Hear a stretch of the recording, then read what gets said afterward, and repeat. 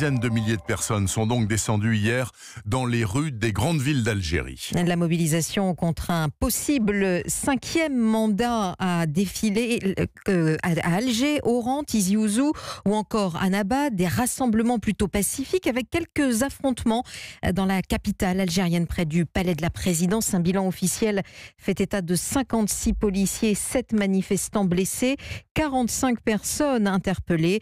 Une démonstration de force réussie selon Benjamin Stora, historien spécialiste du Maghreb contemporain.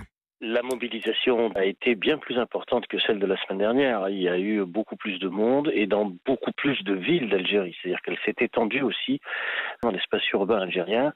C'est donc par conséquent une mobilisation qui monte en puissance et qui ne faiblit pas.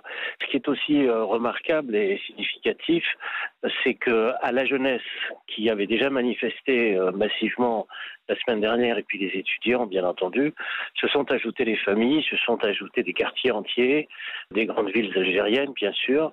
Donc on a par conséquent une sorte de manifestation regroupant différentes catégories de la société algérienne. Il ne s'agit pas simplement d'une catégorie particulière, mais de très nombreuses catégories, pas seulement les déclassés des villes ou autres, mais aussi, bien sûr, des professions libérales, des avocats, des médecins, des journalistes, des étudiants, etc., etc.